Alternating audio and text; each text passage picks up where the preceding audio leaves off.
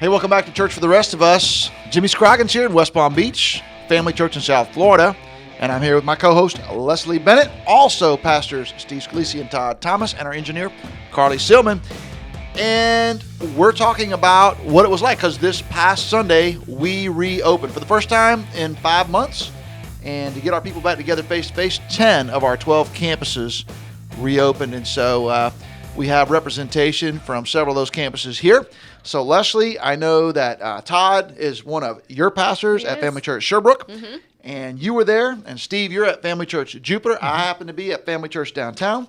So let's talk about what happened when we reopened. Leslie, how did it feel to be back in church? We did it, and I have to confess, all right, because I don't know if I've really confessed this very many times, that I really wasn't super excited about going back to church in a mask. Wow. Because, and we have, in Palm Beach County, we have a mask mandate, and so I really, in my heart, I was like, I really like worshiping at home, and, we're thinking about watch parties. We talked about that last week, and that sounds like an appealing option. And so I wasn't hesitant to go, but when I went, I was surprisingly just overwhelmed to be back together with our church family, and it felt so good, and it felt like we were home. And of course, Pastor Todd and Pastor Jimmy Muir at our campus, I mean, they did such a great job of just making it feel like a family reunion, and seeing all the half faces. We could still recognize everybody. It was really good to see everybody. Yeah, so Steve, how did you feel? Because you're at Family Church Jupiter. What was it like? Yeah, so I thought it was going to be weirder, just based on conversations with people, than it actually was. Seeing the masks was a little different, a little weird, but kind of we got through that probably in the first 10 or 15 minutes of people showed up early. That's a first. People got their seats. We had people helping people find seats. And it really was. It was a little muted. Our worship pastor, who's a wonderful guy named Tyler Sherrod, he said he could tell people were really singing. It was a little muffled, but you could tell people were really into it, and it really was. And I felt like when I spoke, people were engaged. The only thing I could see were their eyes, so I could tell if they were sleeping or not. Open? They were open. So that's all I know. So I was pretty happy. Yeah, I was like, this is nice. Okay, I think I could go for this. Good. Todd, what was your experience? Because you were leading worship. You're overseeing the entire campus at Family Church Sherbrooke. What was it like? It was a great experience. So the hurdles that we were dealing with are different than some of our other campuses. Jupiter has this in common. We're in the middle of a construction project. So until Friday, before Sunday, we didn't know where we were going into the building. So we were like, it was either going to be, hey, step through this big pile of mud. You're going to have to crawl through a forklift. And then when you see the porta potty, go in the door next to it. Right? Yeah. Well, that's not actually, we got sidewalks poured on Friday. Wow. So we were able to enter the building. Big help. It was a huge help. So the thing that was nice for us was we had the momentum of people seeing the construction and getting to walk in kind of the new entrance. And it wasn't as weird as I thought it was either. People were just happy to be there. For 22 weeks not being together, you could see how much it meant to people to just be in a room, singing to the Lord, doing a Bible study together, taking the Lord's Supper together, in person again. After 5-6 months was really special to them. Well, one of the things that I'm curious about, because a lot of our listeners have already reopened a long time ago. Some of them have been open. So let's talk about our attendance. So we didn't really know what to expect when we got people back together. We're in South Florida. It's the epicenter of the epidemic. How did you feel? How did it feel, Leslie, to be in the room? What was it like? Well, we are at a smaller campus. We're building a building because our room is not very big. And so on a normal Sunday, pre-COVID Sunday, our room seats 140 adults. And so we had, 95 chairs? 95 chairs out. And we had 86 people. So our room felt pretty full. Some people felt like a little too full. But I felt like we were masked. The rows were further apart. Most people that were sitting together, in my opinion, seemed like they were family or close enough friends to be family, because some of our people really hang out a lot together. So I think in South Florida, a lot of people, even if you're not going out in large crowds, there's kind of a limited group of people that you are comfortable gathering with, and some of those are your church family. So some of these people have probably been seeing each other outside of church, and so they're comfortable sitting together. So for Sherbrooke, it felt really good. Yeah, our volunteers took cues too. They knew the room was kind of getting full. So we kept the lobby doors open, and they stood out there, and we're completely fine with that. We will add another service. So instead of doing just one, we'll do two to make that even more comfortable for any guest that wants to come through our doors, so they know we're taking every measure we can to make sure it's a safe and worshipful experience for them. Yeah. Well, go ahead, Steve. I was just saying we normally have 190 chairs, so very similar, and we took out 50. We left 140. We had about 110, 112 people there, and it was just about right as far. And we had spatial, we had the space in between, and I think people felt comfortable. We had overflow preps made, but we didn't have to use them. And we're going to stick with one service this week, and because we felt like we had another maybe 20, 25 places we could seat people in the overflow. Yeah, so at Family Church Downtown, that's our largest building, it's our largest campus. So we had I think we have about 850 seats, but it's in pews in our auditorium, and I think we had 375 people or so in the auditorium in one service, and we blocked off every other pew. People were socially distanced and masked, of course, and really it was too full. So we figured out, we think our number is about like 275 or 300. So we probably had like maybe 100 too many people in the room. So we're going to have another service next week and see if that. But again, as what we've experienced around the country as we've talked to our friends, a lot of them that reopened, they reopened big because, everybody had been in church for 5 months. It's like Easter. Everybody all came on one Sunday. Who knows what happens this coming Sunday?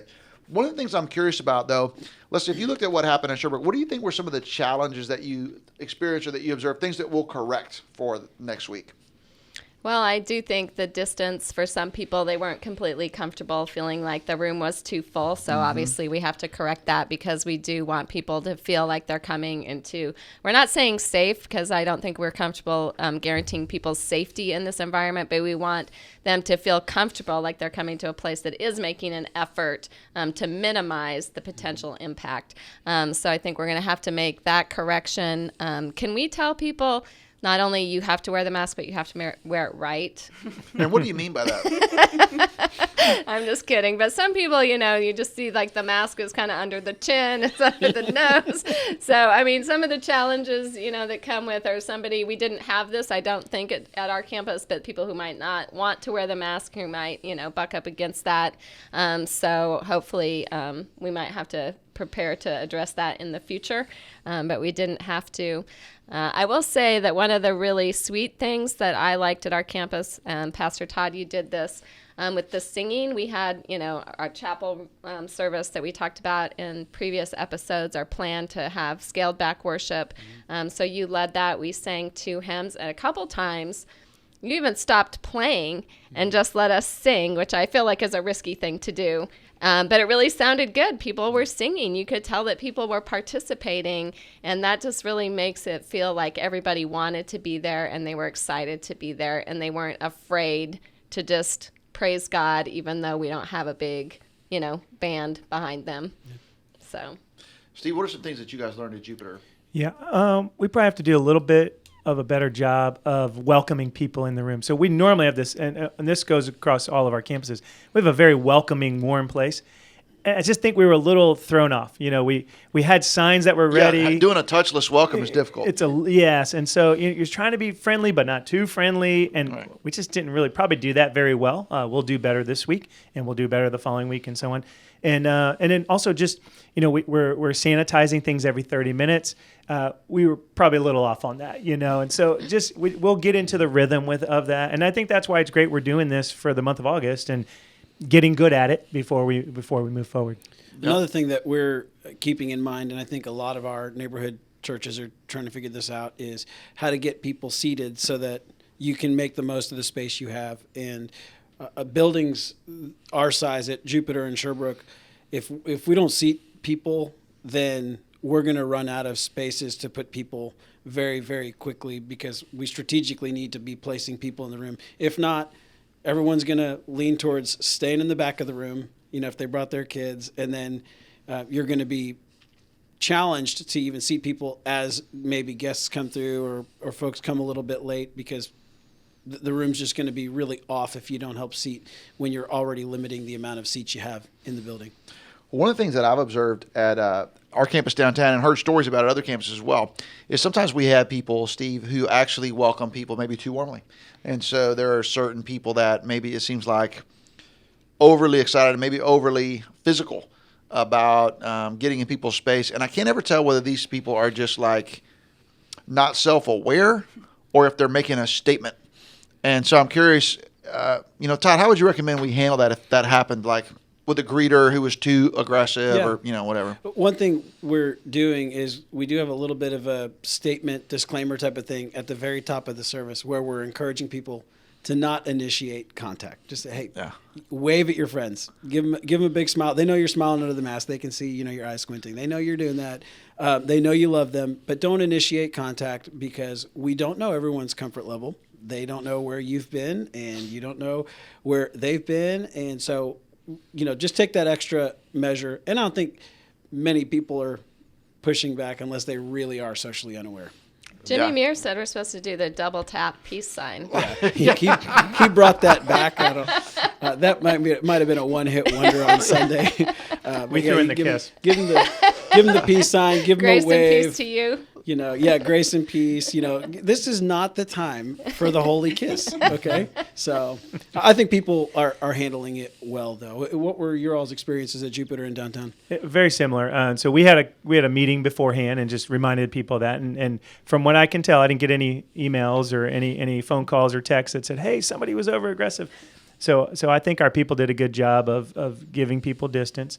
And I did have a lady come up and say, "I haven't seen you. I got to give you a hug." So it was a parishioner, and I said, "All right." And I gave her the famous side hug, and life was good. So, but other than that, it was okay. I know. It's funny when people say, "I just have to hug you." Mm-hmm. It's like, what if I think you have germs? Like, you have to hug me. So what is it? I don't know what that means. Right. But anyways, I personally, as I'm looking at all of this, I think we just have to keep very on top of how people are feeling, because we definitely have a slice of people in the room who are like diehard, like Trump supporter, like Fox News watching, like this is a joke and a hoax and invented by, whatever, the Chinese or whatever. And so they just want to hug everybody, touch everybody, take off the mask, and they're mad that we have masks, whatever. But that's just a slice. I think it's a pretty small slice, but maybe like 10%. Then we have a group on the other end that is going to show up to church, but like they are terrified. They are literally terrified. So they're like, hey, somebody just, somebody got within my 6-foot bubble right now, and I saw somebody with a mask, and it wasn't, one of the nostrils peeked out, and so they're concerned.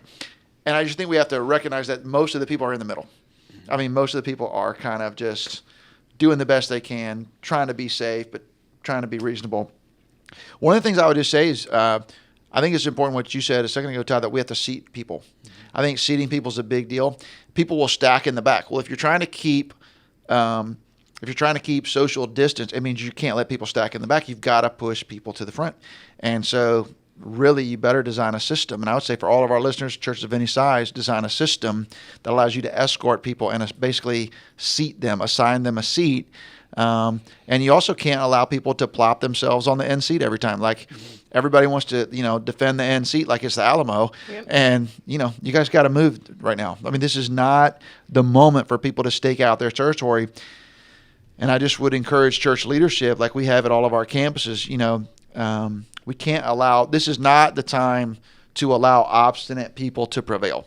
Right. So if you have stubborn, antagonistic or whatever people, we want to be kind to them and encouraging to them and polite to them. But somebody comes in and says, hey, you can't make me wear a mask. We actually can, and we will.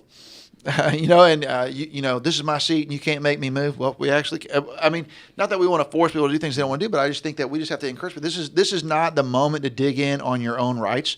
This is the moment to think about other people. Yeah. So, and I love it because we actually had at one of our campuses, we had a deacon who's a wonderful guy, great businessman, good man. But he was upset that he had to wear a mask. But his pastor at his campus lovingly and respectfully encouraged him to wear a mask. And he did it. And even by the end of the day, he told him, he said, you know what? I hate this. I think this is dumb that I have to wear a mask. But there might be someone who comes to our church who's going to feel uncomfortable if they see me without it, so I need to wear it. That's the answer, is thinking of others. And I just think that if we can train our people and train ourselves, let's not think about ourselves right now. Let's think of other people. How can we protect other people? And even more, even if you think the masks don't really protect you, how can we help other people feel better about being here? And Yes. I think people have that good posture. Especially for a 45-minute window. One of the things that we've done with these family reunion chapel services, we've abbreviated our services. So even if you're really mad about wearing the mask, you're wearing it for 45 minutes if you went to Publix or whatever your grocery store is that week. And so you can do it for a 45-minute church service if you really want. Ours was almost an hour because I preached too long. Derek told me. And you see he's not on the podcast today. So. The other thing we say often here, Pastor Jimmy, is that sheep need shepherds. Yeah. And we think about that like with milestones or marriage counseling or grief counseling. But pandemic, coronavirus, they need our wisdom and encouragement right now to do the right things. And walking through all of this, who else are they going to hear the kind of encouragement they need to hear right now, but from their pastors? Mm-hmm. And so those little statements where we talk about, hey, for 45 minutes, let's prefer our brothers and sisters in Christ, just wear the mask, or other things that have to do with this whole thing. Hey, you're not going to agree with everybody politically about what this is, what's happening right now, but hey, you know what? You're unified in Christ, so let's take a deep breath on that, and let's get through a worship service and enjoy being together. Mm-hmm. They need a shepherd. No doubt about it. The other thing that I think actually worked pretty well is we scaled back our music a little bit, and singing is one of the most dangerous activities, they think, for COVID spreading. And how'd you guys feel like that went over, Steve, where you were at? I thought it was great. I always like to say, and I think any of our guys that lead worship, we could say this, but you give them a keyboard, a guitar, and a phone book, and you just sing the phone book, and you'd be excited. And so, but I think we've had those kind of sets before anyway. We're kind of doing an acoustic set and a little more toned down. But man, our people were so glad to be out of the house after 22 weeks. Mm-hmm. They were glad to sing. We sang easy songs, and so I thought it went very, very, very well. Our people loved it.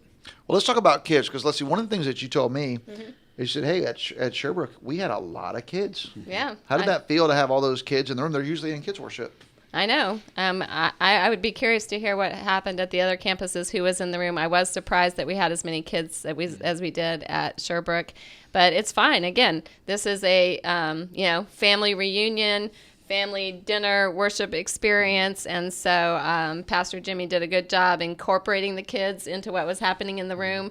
And they made some kid noises, but it was not distracting. It was fine. I really honestly think it just contributed to the feeling that everybody just was glad to be there, and nobody minded that there was some people making some sounds that maybe they shouldn't be making, or saying talking. I do feel bad for the parents, though. That would be my only concern. I mean, from the standpoint of somebody who doesn't have little kids, I was perfectly fine. I can see how a mom or a dad would be stressed out, kind of trying to keep your kids tamped down. But we did do 51 minutes. We didn't quite do 45, right, Todd? Yeah, It was 51. Wow. Truth coming out. But I mean, it was the I have preacher. to say, like my husband said to me, because we've been Been talking a long time, man. Yeah, exactly. We were talking about family reunion chapel services, and we get home. George did come with me, which he wasn't sure he was going to, but he did. And then he said, "What made it a chapel service?" And I said, "Well, you didn't notice it was shorter. It was only Todd on his guitar, and I mean, but honestly, for him, it just felt like church." Yeah. So. It was good. Our kid. I mean, we're glad to let our kids sit with you next time if you want that experience. I'll take them. Yeah. How about you, Steve? Did you guys have kids? We did. We had a good number. I think 13 kids, elementary and younger. And, we had little activities for the older young kids. And so that seemed to work well. And then, you had a couple episodes where the 2-year-old makes a little noise. But again, I think our people they just understand. Most of those people have had kids. They know the feeling, and everybody, and people always think it distracts me as the preacher. Nah, I don't. It's just white noise. They don't know how ADD you are. Yeah, exactly. They don't know the 97 things that are already going on in my mind that I've got to suppress. So really, not a problem. Well, I think that's good. And Leslie, you and Carly, you guys have designed some great things. So we actually have a little packet for kids with crayons and notes for kids of different ages. And we also have, our kids worship is already pre-recorded. So one of the things we've encouraged parents of children to do is bring a tablet, bring a phone, bring some headphones. And while the pastor's having the Bible study, if the kids aren't able to listen to that, maybe they watch Treehouse Takeover. And, one of the things some of our listeners might say, oh, wow, awesome. So you guys have like a broadcast kids worship. Wow. Well, actually it's on YouTube and any of you guys could listen. I mean, feel free to use it if you want. And it's good. It's biblical stuff. You should go on YouTube, check it out because you and your kids might benefit. And we would love for you to use it. You don't have to ask our permission. You can print the link in your bulletin anywhere you want and use our Treehouse Takeover. And it's good biblical content for kids. And it's interesting. It's funny. They use multimedia and puppets, and it's really awesome. And so I think we've done a good job trying to take care of kids because they're going to probably be in the services for a while. Because in Palm Beach County, we still don't have kids in school. Yeah. And so I think until the kids go back to school, it's unlikely large numbers are going to put their kids in childcare. Now, Leslie, a few weeks ago, we talked about how we opened at Port St. Lucie. You remember that? Mm-hmm. And remember how many kids we had that weren't the staff kids? 0. Yeah, we had 0 kids, which is, again, what I like to say, a very low number. That's right. And so it's the lowest. It's the lowest number that we've ever had. And so we had 0 kids. But I will say after 3 weeks, this week, we had over 20 kids. Mm-hmm. So maybe just having the kids worship and having the programming available is encouraging. But the other thing, everybody's pushed school back a little bit because of COVID. Maybe people are back in the groove because the back to school thing's just been kind of staggered a little bit from what it normally is. I don't know. We're going to find out, but I'm excited about all of that. Hey, as you think about our listeners, Todd, if there's one thing that you think they could learn from what we've experienced at Family Church reopening, what would that be? I would say don't feel like you have to create this enormous production if you're just ready to start going back. You can like ease into it and scale it back. People already know things aren't normal, so if you want it to feel like it felt at the end of February, you're spitting in the wind. So it's okay that things are different, and your people might actually appreciate something scaled back that's kind of more in tune with the tone of everything else going on in society. Yeah, good. How about you, Steve? I'd echo that, but also, and you said something earlier, we did seat people, and so we went front to back, and I thought we could fit maybe 80 or 90 socially distanced. But the way we did it, we were able. It also helped that we had a lot of families of 6. Mm-hmm. That's fantastic, by the way. Like that's the best. Like perfect number. 2s and 3s are tough, but it's okay. We love them all. But I'd say that was a huge thing, and really just made the overall experience just smoother and better. But to Todd's point, man, just it doesn't have to. Just teaching the word, singing some songs, people are just ecstatic over that and love that. How about you, Leslie? I would say I like the way at Family Church we usually tell people what to expect. And so I think the fact that we set our expectations and kind of tell them what's going to happen so that they know this is what's going to happen and it happens and we can all enjoy it together. I think that that's super helpful. So just to remember to do that, especially, when you have certain things that you want to communicate about, should we be touching each other and all those kinds of things, to just, set that right out front so people are hearing it, like Todd said, from their shepherd and they can follow. Yeah, the last thing I would just contribute is I would just encourage everybody in every locale, every size church, do everything you can to follow the guidelines that the CDC puts out, that your local government is putting out, that your state government is putting out. Follow the guidelines. I know there's a part of us as Christians and as Americans that just wants to buck the trend. We all want to wave our don't tread on me flag. And I that actually resonates with me. That's my natural instinct. But as pastors and as shepherds, like you were talking about, Todd, I just think we should do everything we can to comply to the recommendations and the guidelines that are presented when it comes to masking, when it comes to distancing, when it comes to hospitality, when it comes to food, when it comes to all of these things. Because I'm not living in fear of this virus. And I don't even know if any of these guidelines, some of them I think are probably more effective than others. It doesn't matter. I'm trying to be a good neighbor. And part of being a good neighbor is not just being a good neighbor. It's the other neighbor thinking that you're a good neighbor. Mm. So what does it take for me to make the neighbors think that we're being good neighbors? You know what that is? That's part of loving someone else, putting someone else before yourself, caring for them. and laying down our rights for the sake of the gospel. And that's what we want to do. And I know that's what our listeners want to do too. So check it out, guys. Any way that we can help you, we will. Any of our resources program that you want to use, you can. You don't have to ask. Anything that you want to take from us and slap your name on it, go ahead. None of it's trademarked. It doesn't matter. We want you to have it all. And if there's a way that we can help you, we will. Because we really aren't. We're a large church when you add it all up. But the truth is, you just heard the numbers. I mean, our largest campus had 400 people. And our next largest campus had 200. And the rest of our campuses had 150 or less. And so we are actually a network of small and medium-sized churches, and we actually do know a lot about what's happening. We're live teaching, we're live local leadership, we're not broadcast, we're not video venue, and we would love to help you, encourage you, interact with you. So email us, call us, hit us up on social media, and we're going to keep talking about what it's like pastoring, leading churches in the Corona apocalypse. This is Jimmy Scroggins, Leslie Bennett, Steve Scalisi, Todd Thomas, Carly Seelman signing off. This has been Church for the Rest of Us.